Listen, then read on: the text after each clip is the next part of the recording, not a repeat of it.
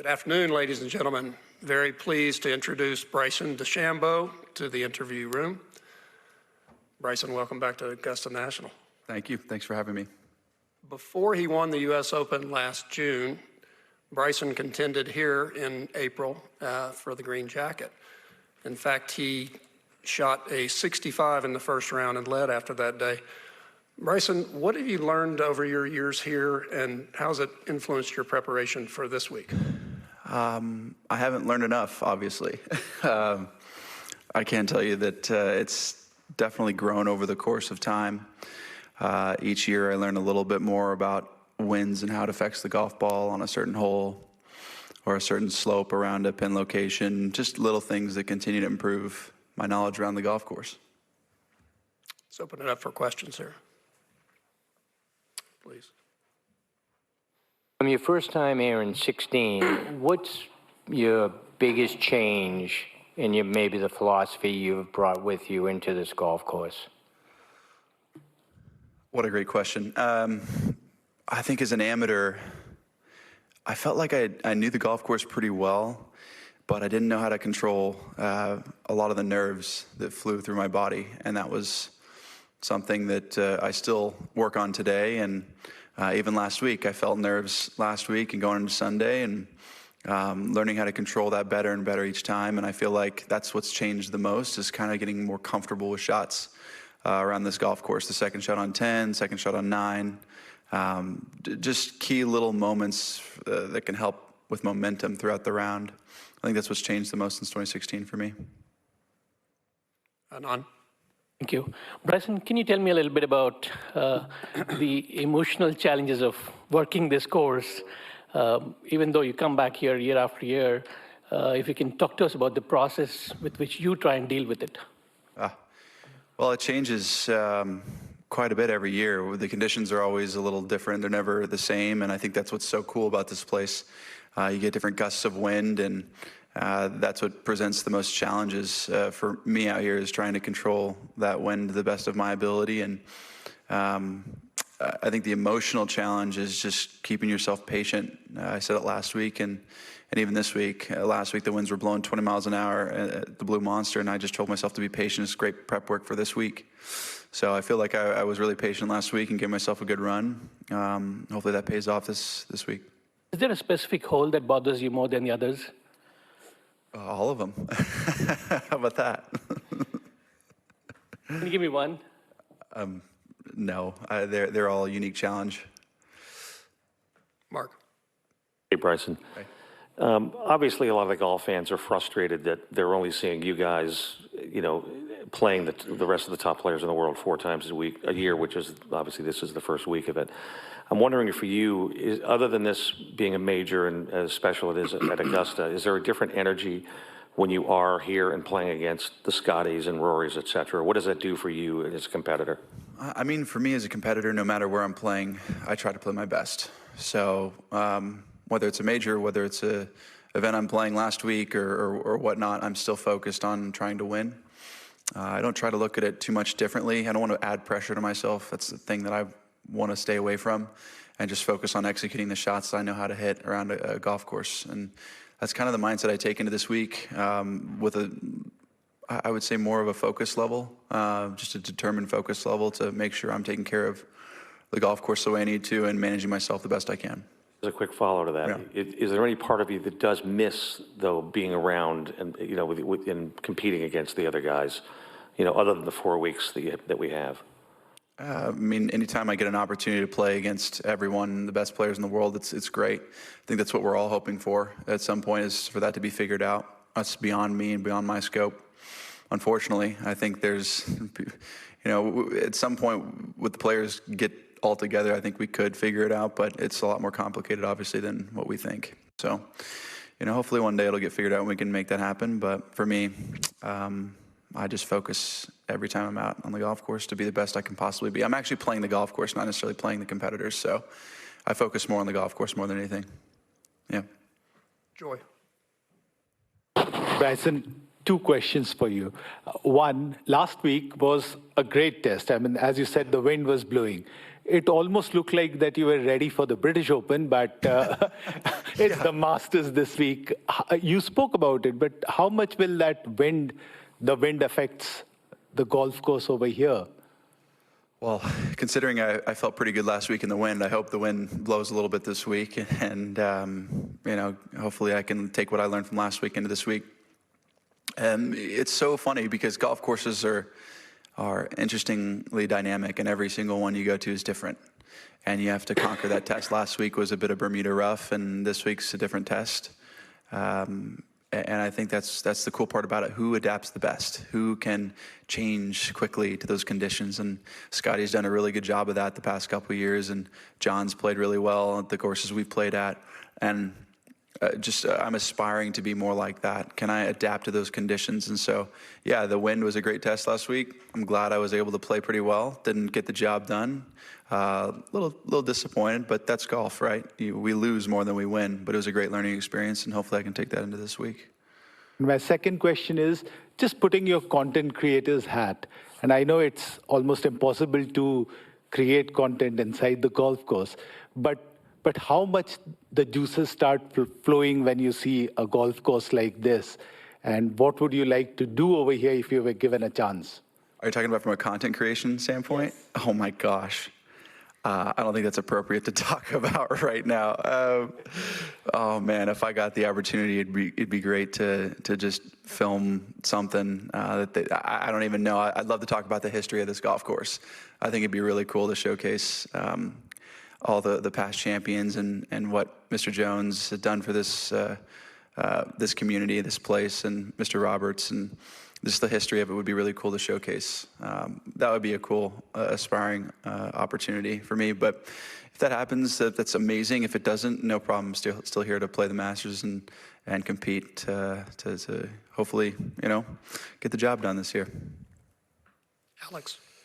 Hey, Bryson. It looked like you were testing a bunch of different driver heads today on the range and then marking them with a red Sharpie or something? Yeah, I was wondering if you could... right on the bottom. Yeah, okay, let us know what that was all about. Man, it's just trying to get that dialed in head, that perfect head, and been working a lot on some equipment stuff and super close with some of the driver stuff that we've been working on. But for my speeds, it's just so tedious, and they have to be so precisely measured and defined, and it's tough. The manufacturing process is not easy. And it's one of those where for speeds of my caliber, it has to be super precise. And so I'm testing just different heads to see how it reacts, how I feel it, how it feels in my hands. I'm swinging it really good right now. And so I'm just trying to get the most precise thing in my hand for this week. And what do you mark? What do you write? Oh, yeah. I'm just defining, okay, that spins too much, it misses left, or it's hanging out to the right, so I can kind of identify, okay, this one probably has too much CG here, or whatnot. So just trying to find that driver that acted like when I shot 58 at Greenbrier. So if I had that driver, it'd be great. But I don't want to use it because I don't want to change the face curvature and change the dynamics of it. I want to have that head just as it is. I don't want it to change. Michael. Thank you very much. Bryson, do you allow yourself to think about what it would be like to have a green coat or a spot at the Tuesday night dinner or a locker up on the second floor? Everyone dreams of that opportunity. I don't think there's a player out here that doesn't think about that. Chris. Bryson, you've dealt with criticism basically your entire career, so I'm not directing this question at you. All good, my man. Throw it at me. But okay. there is a narrative that professional golfers are a little more sensitive to criticism than, say, other professional athletes. Do you think that's a fair or unfair assessment? I can't speak for all of golf. I definitely know early on in my career I was very sensitive to it, and as time has gone on, I just continue to try to inspire a bunch of kids to play the game of golf and inspire a bunch of people to pick up a golf club and try this great game out, because that's all that matters for me. But yeah, there was a time where it was definitely more difficult to hear, and I think as time has gone on, you realize that we're all human, and it's okay if somebody has a perspective, and you just try to show them what you're, through your actions, and not through what you say, but through your actions of what you're doing for this great game of golf, and that's all I focus on now. Don. Bryson, as a multiple major champion now, do you feel as though the major tournaments are easier? Oh, no. Major championship tests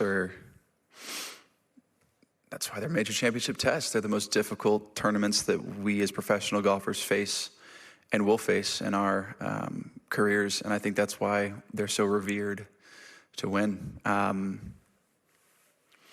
think there's a little bit less pressure, but no matter the tournament, I'm still at the last 9 holes of the tournament. I'm going to feel nerves. I'm going to feel nervous. I'm going to be focusing on how to control those nerves. And I think everybody kind of gets that way as well. I don't think anyone's immune to it. But it's a joy for that test to come about. Even though I get nervous, it's a joy for me. As a quick follow-up, what would a green jacket mean to you? How do you think it would change your life? A lifelong dream come true. Something I dreamt about as a kid. Dan. Bryson. So, Troublemaker. of course. Thank you. Talking about tinkering with driver heads and all that. Yeah. Is there anything else that you could shed a little light on that you've been maybe experimenting with, whether it's equipment, fitness, diet, anything like that that you've been sort of toying around with you could share? Yeah, I mean, we're figuring out new methods to make equipment a little more precise than even what's out there right now. And I think that's personally what's inspiring to me, is that there is more room to grow and more room to learn. We don't truly know what happens at super fast speeds, and that's something I'm keen on figuring out this next year. It's going to be a year-long testing protocol for something that I'm working on. I'm not going to be testing it. I want something that's even more precise than me, and it'll be fun. It'll be fun to see what that information presents us and how we can improve in all facets of the game, whether it's the driver, 3-wood, 5-wood, the irons, wedges, putter.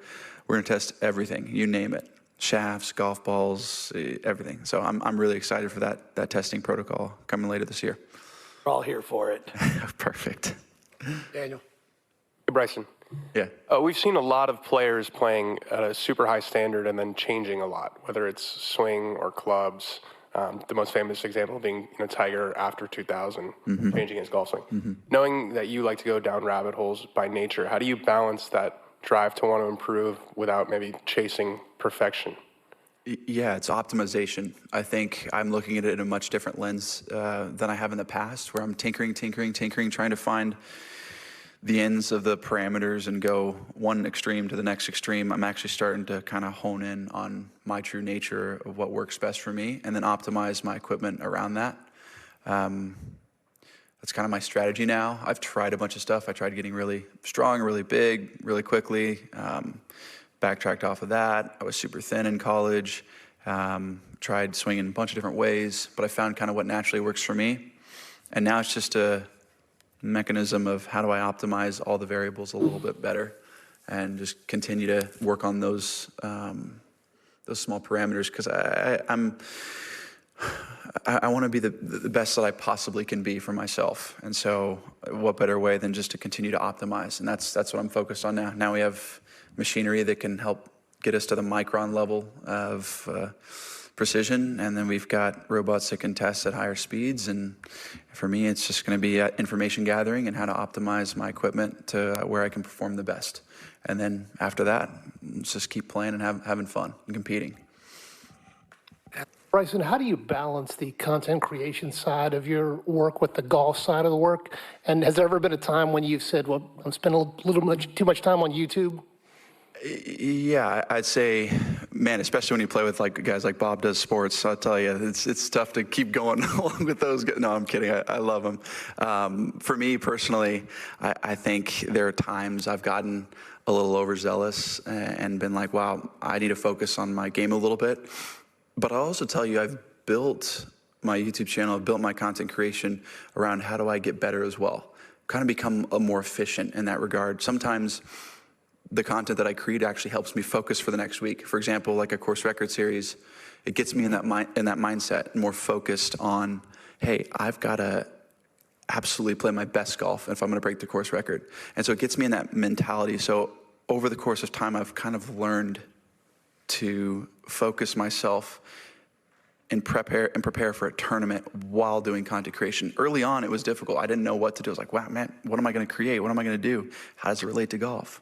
And I think as time has gone on, I've become a little more efficient with my team and how to prioritize and focus when I can do weird, quirky challenges like an Amazon set or a Walmart set or whatever, to now where I'm focusing a week before a tournament. Like that Friday, we're going to go play a course. We're going to go play a course and try to break the course record. So it gets me in that mentality.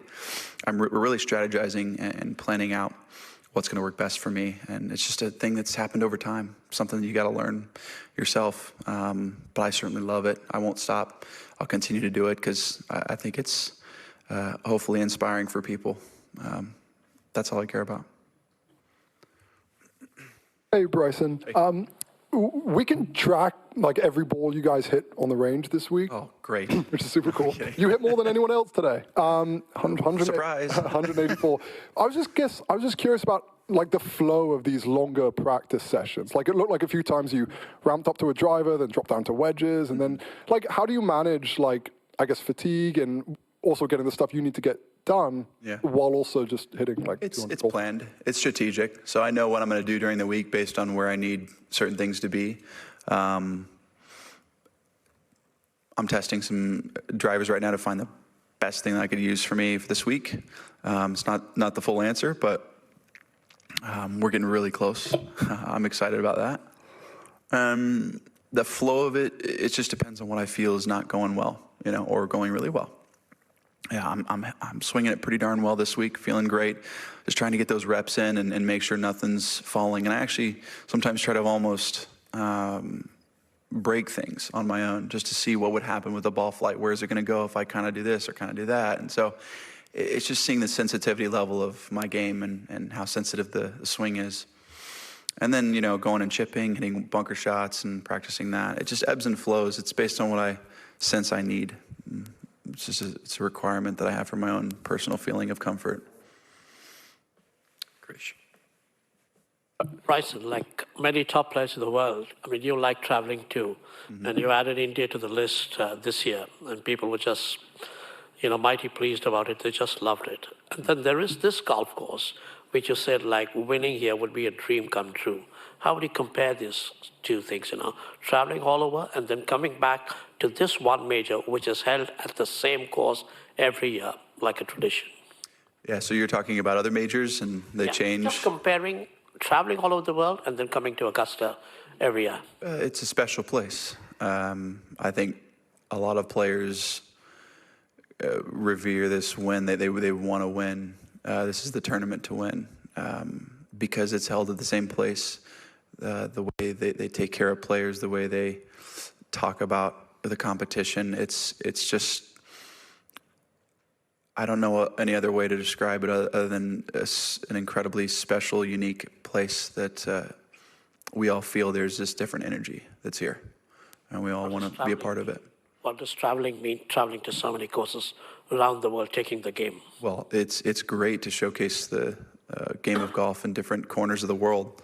That's why I'm doing what I'm doing, whether it's content creation or live or whatnot. I think there's a really big opportunity there. And for me personally, I enjoy it. I enjoy going over to a place like Singapore and seeing a kid just absolutely jump for joy when he gets an autograph from me. And like that to me feels amazing. Just as amazing as I'm able to sign an autograph for a patron here at Augusta, at the Masters. Being able to sign for a kid, it's the same feeling, and I want to do that across the world.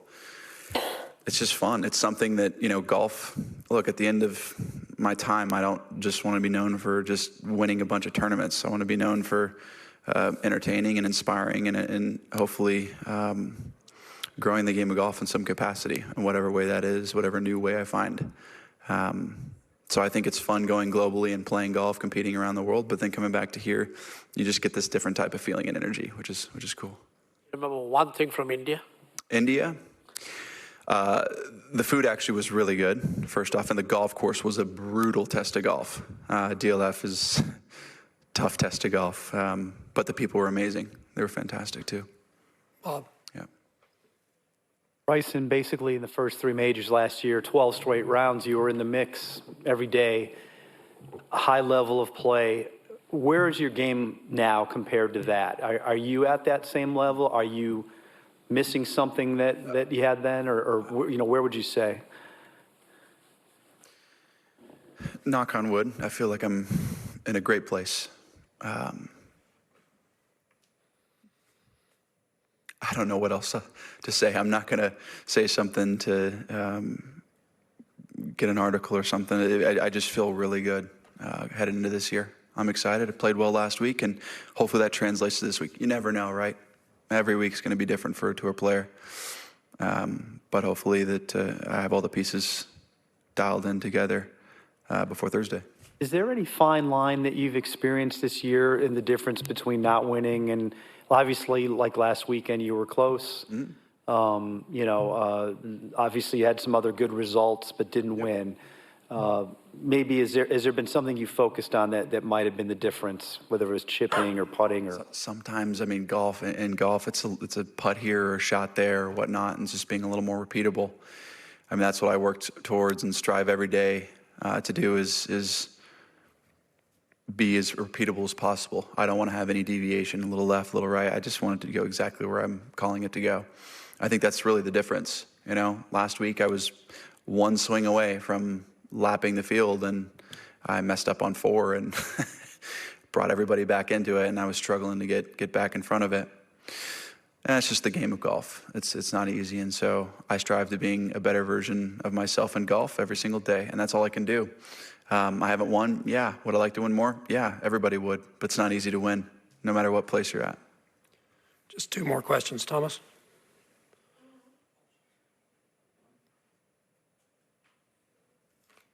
Bryson, you clearly find joy in a lot of different ways.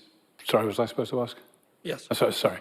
You clearly find you find joy in a lot of ways playing golf, and you do so in different ways in content creation, as you said. I wonder if you could compare and contrast the emotions that you feel versus winning a big tournament as opposed to hitting a ball over your house multiple times or breaking 50. I mean, same thing. Yeah. When I hit the ball over my house and made the hole-in-one, I was definitely excited. That I had the adrenaline running through my body, chills in my body, because we just knew it was going to be a cool piece of content. Not as cool as winning a major championship, but it's up there. I'd say it's 90% there. Jack. Hey, Bryson. You have talked a lot about controlling your nerves. Yeah. And I'm wondering how do you control your nerves when you're on the golf course? And what would you say to a younger player who's beginning to play tournament golf of how to maintain that level of control? One, I think your skill set can always be a little better, right? If you are more precise and you're able to swing your golf club more consistently than others, that skill set will take care of itself. 2, you can do some breathing techniques to help calm the nerves down, but ultimately you've got to get up there and face the fear of those nerves, of that adrenaline going through your body, going, okay, I'm all right. How do I take control of this in the best way I possibly can, and just let go and execute the shot the way you know how to on a practice range. That's the best piece of advice that I could give someone, but it's skill set, breathing, and then you got to let go. Bryson, thanks for your time today, and best of luck this week. Appreciate that. Yep. Thank you.